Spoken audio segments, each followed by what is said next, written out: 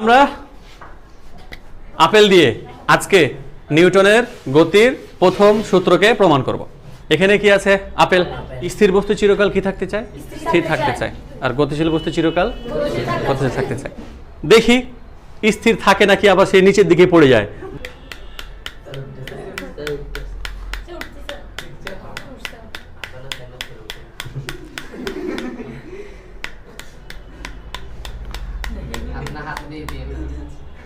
মানে আমাদের ধারণাটা ছিল কি আপেল কোথায় চলে যাবে?